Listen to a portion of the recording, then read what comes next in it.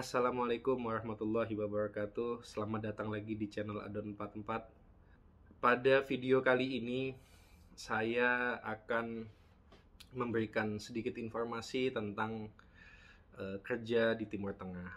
Mungkin spesifiknya sebenarnya kerja di Dubai ya.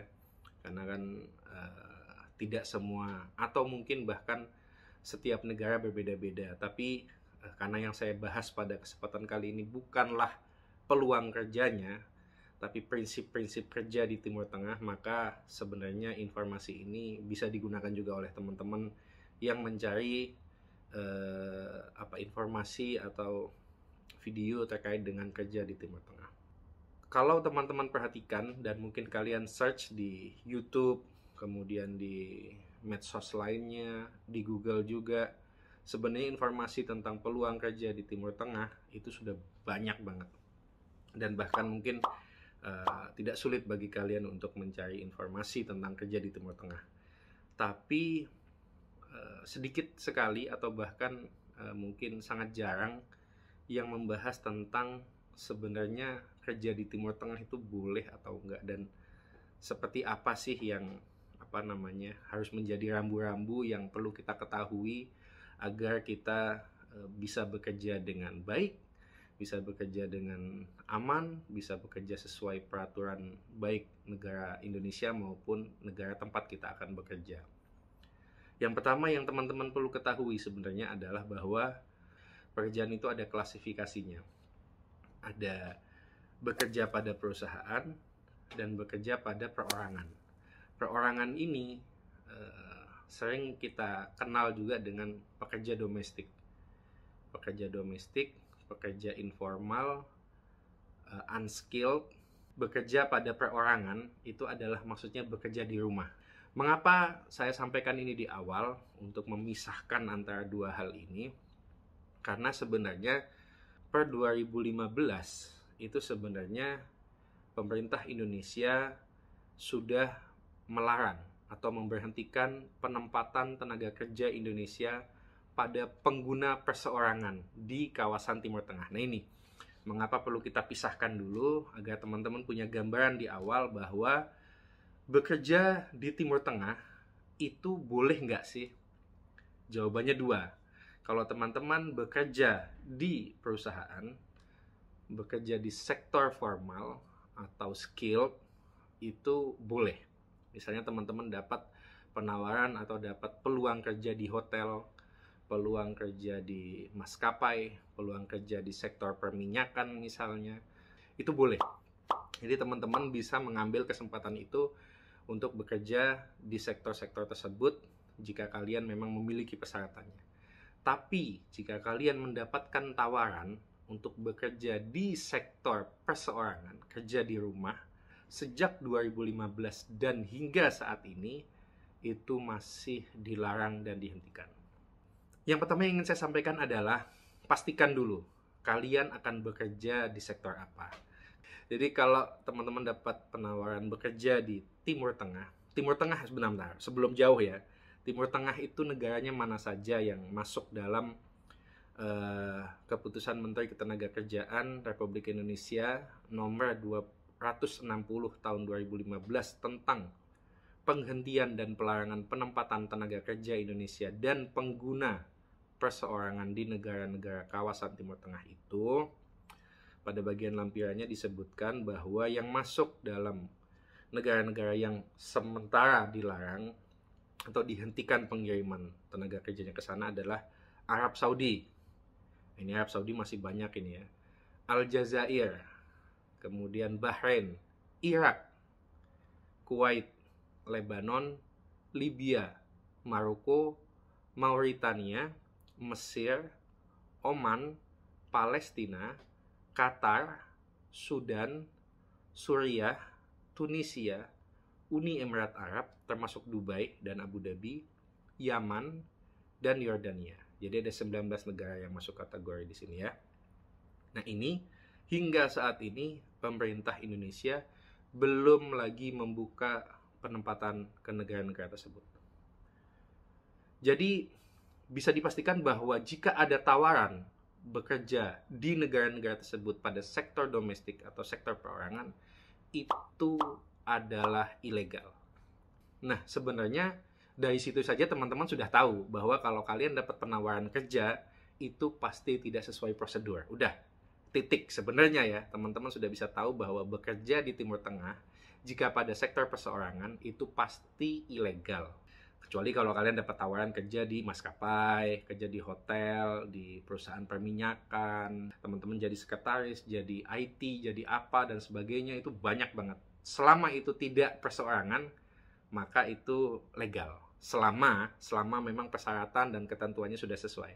Nah, sebenarnya dari situ saja teman-teman sudah tahu, sekali lagi saya ulangin, bahwa bekerja di sektor perseorangan, kalau di Timur Tengah, itu sudah pasti ilegal. Tidak sesuai dengan prosedur. Oke?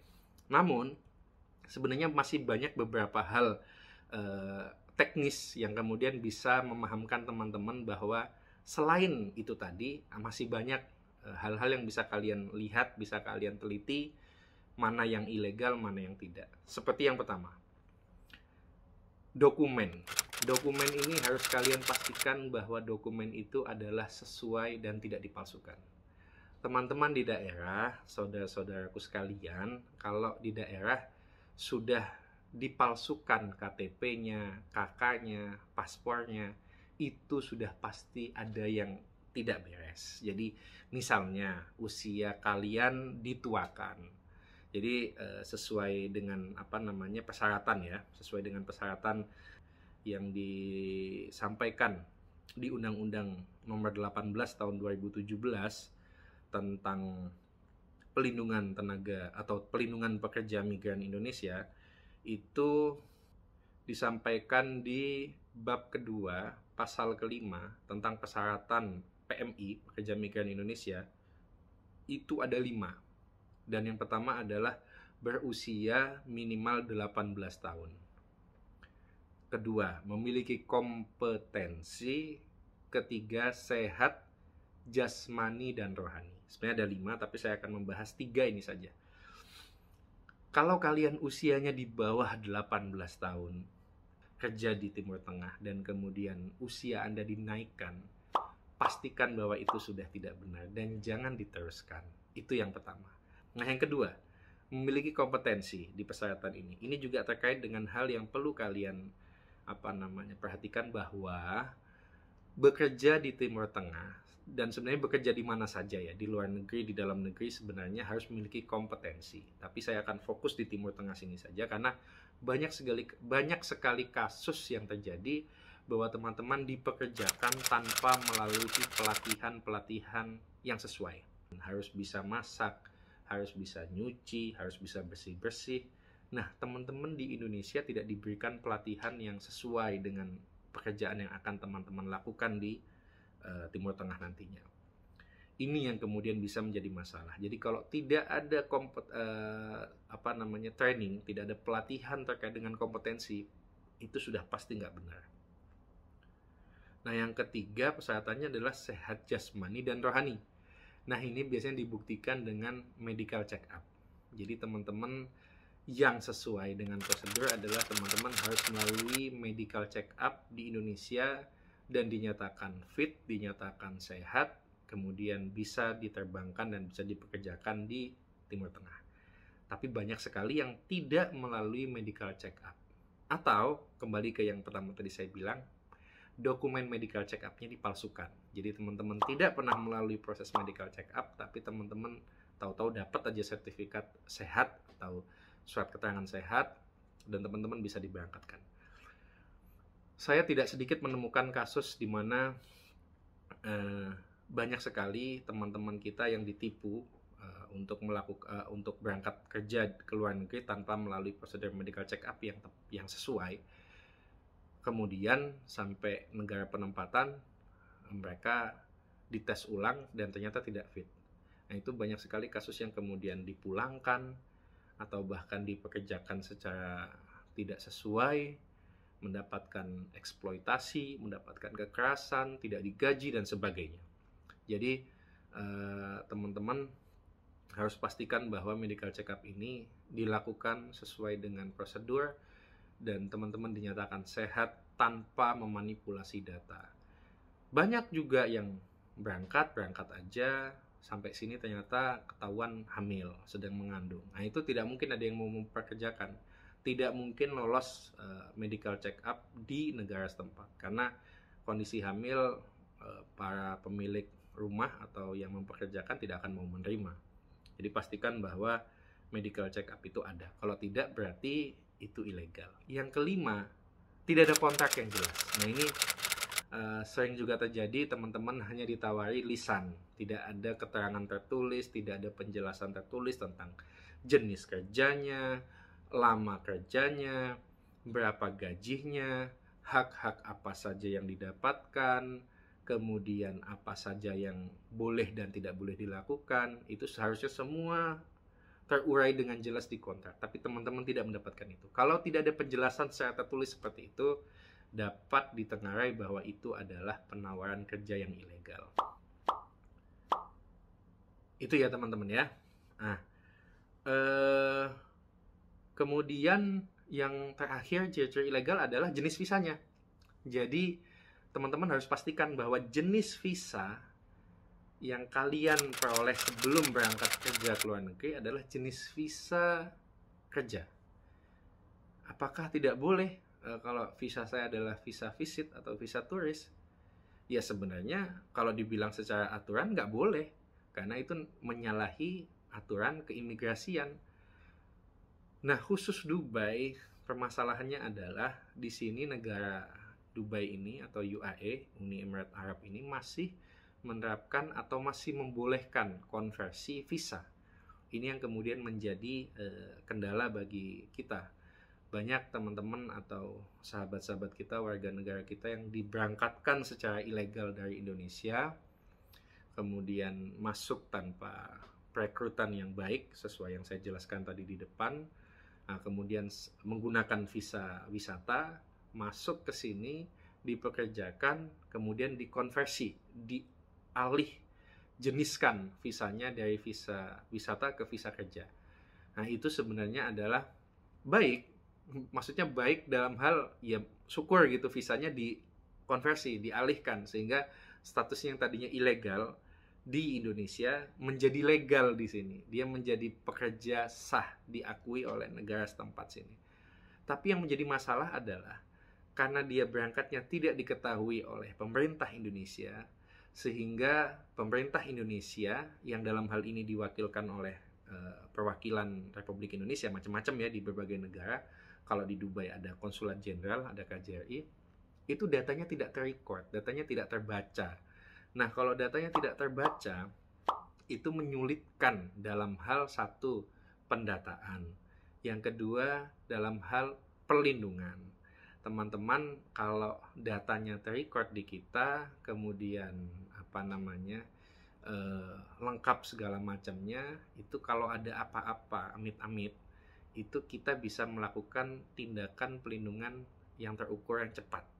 Nah, tapi kalau teman-teman masuknya secara ilegal, kita tidak tahu apa-apa nih, kita nggak tahu apa-apa, ada WNI masuk sebagai pekerja, kemudian dikonversi, ya udah hilang gitu aja. Nanti suatu saat kalau keluarga melacak, keluarga mencari tahu tentang si WNI ini, kita kesulitan karena kita nggak punya datanya.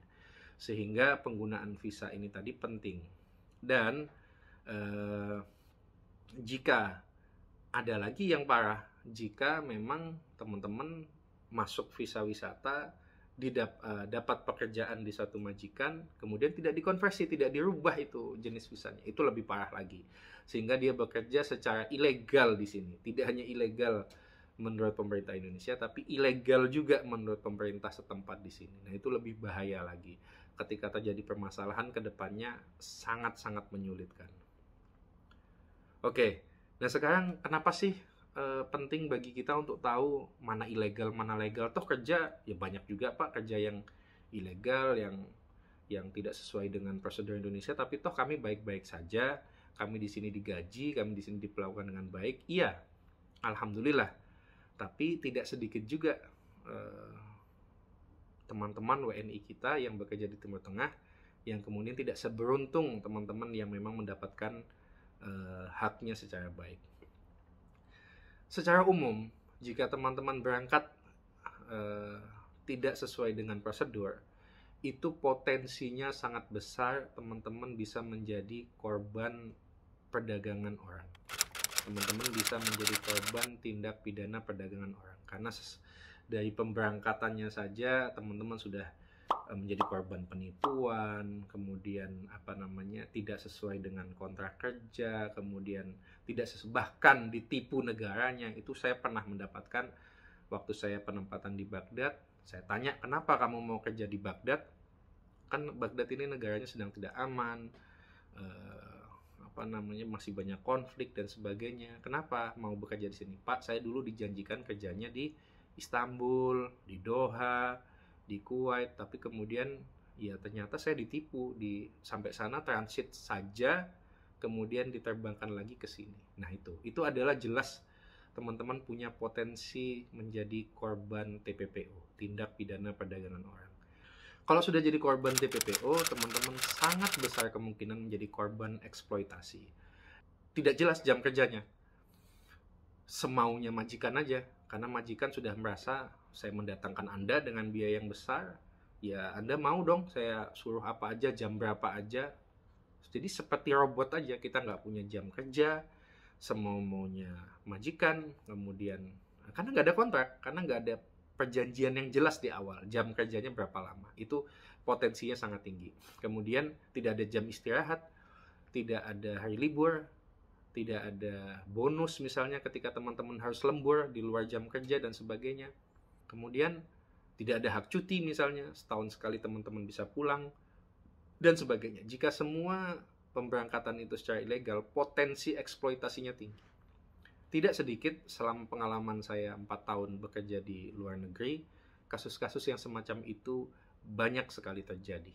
Nah, yang ketiga, gaji tidak dibayar. Gaji tidak dibayar itu macam-macam. Gaji telat dibayar, itu juga sebenarnya sudah tidak sesuai dengan asas keadilan ya. Teman-teman misalnya gaji dijanjikan setiap tanggal 1 per bulan, tapi teman-teman mendapatkannya setiap tanggal 10, tanggal 7, tanggal 15, bahkan 2 bulan sekali baru digaji. Itu jelas menyalahi aturan. Yang kedua, digaji tapi setengah-setengah. Ini juga sering saya dapatkan. Atau bahkan yang ketiga yang terparah, sama sekali tidak digaji. Sama sekali tidak digaji. Saya setidaknya yang paling ingat saya adalah pengalaman pribadi saya ketika di Baghdad. Ada satu WNI bekerja selama 10 tahun. 10 tahun tidak sekalipun digaji. Sampai kemudian kita coba perjuangkan, alhamdulillah diberikan 10 tahun, 10 tahun lengkapnya, 10 tahun tidak digaji, tidak diberikan hak cuti, sama sekali lost contact sama keluarganya. Tidak ada komunikasi, keluarganya menganggap bahkan yang bersangkutan sudah meninggal. Setelah keluarga memberikan kontak ke kita coba telusuri, alhamdulillah ketemu, dan yang bersangkutan masih sehat, masih bekerja, tapi tidak digaji. Jadi setelah kita telusuri, alasan majikannya adalah bukan tidak digaji, gajinya disimpan sampai kemudian pada saatnya diberikan. Tapi kan 10 tahun gitu loh, 10 tahun. Kalau 2-3 bulan gajinya disimpan, kemudian 3 bulan sekali dibayarkan, itu masih, walaupun tidak benar, tapi masih masuk akal gitu. Tapi ini 10 tahun. Keluarganya di Indonesia kan tentu juga membutuhkan bantuan, membutuhkan nafkah dari yang bersangkutan ini, tapi tidak diberikan dan tidak dikirimkan. Sampai akhirnya sudah selesai. Gajinya diberikan, semua sesuai dengan haknya, kita pulangkan. Ada satu lagi, agak ada gangguan jiwa. Majikan ini memanfaatkan ketidaksehatan mental WNI ini untuk bekerja tanpa digaji. Kemudian suatu ketika dinaikkan taksi ini disuruh berangkat ke KBRI Baghdad. Udah gitu aja, nggak bawa uang, nggak bawa paspor, segala macam nggak ada.